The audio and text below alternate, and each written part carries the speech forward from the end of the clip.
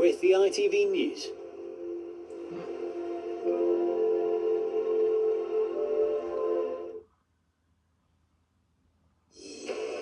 Tensions between Tehran and Washington flare as protests in Iran rage into a third week. More than 500 lives are said to have been lost. President Trump says the US stands ready to help, but the Iranian regime insists it would strike back. Also tonight, 3 teenagers feared among 4 dead in a head-on collision in Greater Manchester. The Conservatives pledge to ban social media for under-16s if they win power. And how bad are your potholes, the map that names and shames the worst offenders?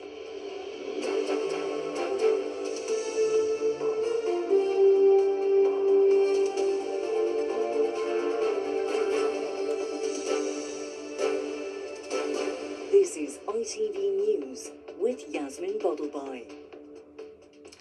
Good evening. Iran has warned it will retaliate if attacked by the US as the number of protesters killed in a deadly government crackdown passes 500.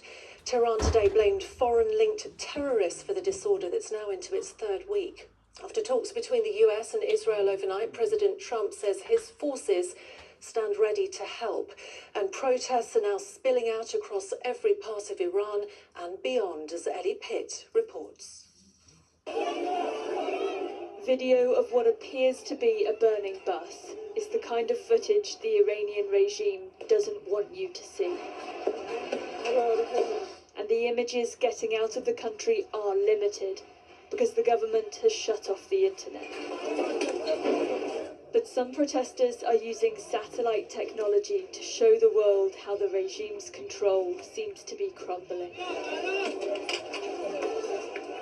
There is a fear that under the cover of a communications blackout, the regime will commit atrocities against its own people. Already, international human rights agencies report that more than 100 demonstrators have been killed. President Trump's promise to help is said to have led to discussions between the US and Israel about potential strikes on Iran, to which the regime has vowed to retaliate. Death to America was chanted in Iran's parliament. The exiled son of the last Shah, the royal rule in Iran before the revolution, has today said he will return soon. Down with oppressors! But on the streets of London, for these Iranian activists, going back to a monarchy is not the solution. We need to democratically elect a leader. That can be under the auspices of the United Nations. And that's the only way forward I see for a really, for a prosperous Iran. In Tehran, the destruction of a tax office, the targeting of a government building, marks another turn in these protests. Momentum towards regime change appears to grow stronger every night. Ellie Pitt, ITV News. 3 teenagers are believed to be among the 4 who died in a crash between a car and a taxi in Bolton. 5 injured passengers were also taken to hospital. Tim Scott sent this update from the scene. This incident happened just before 1 a.m. here on Wigan Road in the Dane area of Bolton. Police say a red Seat Leon collided with a Citroën C4 Picasso. 4 people were killed. They include 3 teenagers aged 18 to 19 and a man in his 50s. The dead include the drivers of both cars. The families of those we believe have been fatally injured in this incident have been informed and have specialist family liaison officers supporting them at this current time. Police are yet to confirm the identities of those who died. Wigan Road has now been reopened and there's little evidence of what happened here earlier. The road had been cordoned off and one of the cars, severely damaged, was seen being driven away on a recovery truck. Police are asking for anyone with information to come forward, especially anybody with dashcam footage or CCTV, and their investigation into this tragic incident continues. Tim Scott reporting from Bolton. The Conservatives say they would ban under-16s from accessing social media platforms if they win power. They'd also look to ban smartphones in schools. A similar ban is already in place in Australia following a successful trial, as our political correspondent Harry Horton explains. Almost all of us use it to chat, share and like. But concern is growing about how addictive and damaging social media could be for children. And today, the Conservative Party said it believes under-16s should be banned. We want to bring in age limits. The internet is a Wild West, social media in particular. We don't think children should be on there. And we want the industry to see the direction of travel so that we can start working with them now in order to get the proper solutions in place. Last year, Australia became the first country in the world to restrict access to major social media sites for under-16s. The UK government says it's monitoring what happens there, but for now, argues the Online Safety Act should ensure young people can't access harmful content on the internet. A top teaching union also joined calls for a social media ban, arguing unregulated access was affecting behaviour and mental health in schools. The vast majority of schools already restrict access to phones, but campaigners say tough new laws are needed. Parents know it, teachers know it, the young people themselves know it. We are hearing time and again of children's education, physical and mental health being damaged by social media and access to smartphones, and we need to take urgent action. Tech companies are keen to highlight the benefits they believe social media can bring, but pressure is growing to keep the platforms out of reach until age 16.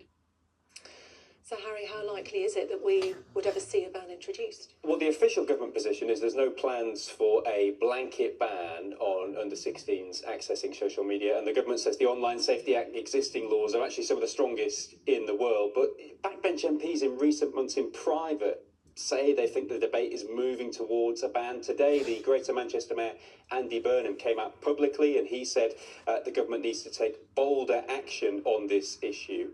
I think many people will be looking closely at what's happening in Australia. If that's seen to benefit young people, then we could see other countries, including the UK, following suit, taking a similar approach. OK, Harry, for now, thank you. The former Premier League footballer Shay Given has apologised for describing sacked Celtic manager Wilfred Nancy's time at the club as an absolute holocaust. The ex-Republic of Ireland goalkeeper made the comments on BBC's Final Score show yesterday.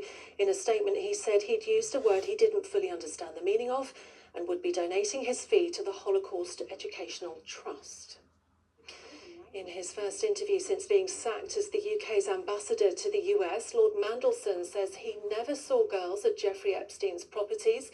He also declined to apologise to victims for maintaining his friendship with the convicted paedophile, insisting he had no knowledge of what was going on.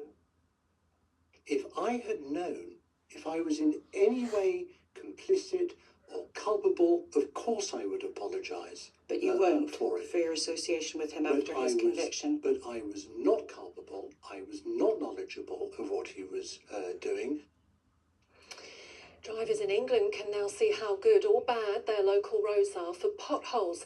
The Department for Transport has brought in a new system for local highways authorities, rating them as red, amber or green based on road conditions and how effectively they're spending government funding. Barnaby Papadopoulos has the details.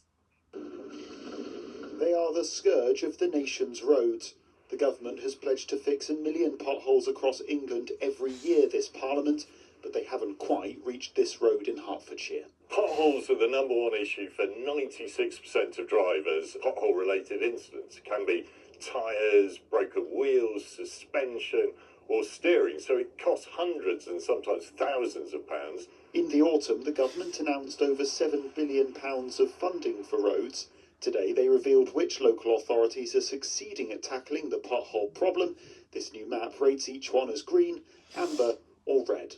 It's actually about giving the public a mechanism to be able to see how well their local authority is doing, and it really shouldn't be too much to ask in 21st century Britain that we can fix the potholes.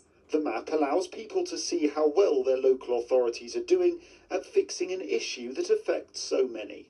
Do you think more needs to be done to sort them out? 100%. I mean, you can see them there in front of you on the road in the middle of St Albans. You try to avoid them if you can, yes. I think they're pretty bad, especially when you're driving a Fiat, because you feel everything. The Conservatives say this map alone won't stop cars being damaged by potholes. The government will hope it encourages local authorities to work harder to fix them. Barnaby Papadopoulos, ITV News in St Albans. And that's all for now. We'll be back with the late news at 10 o'clock. Have a nice evening. Bye-bye.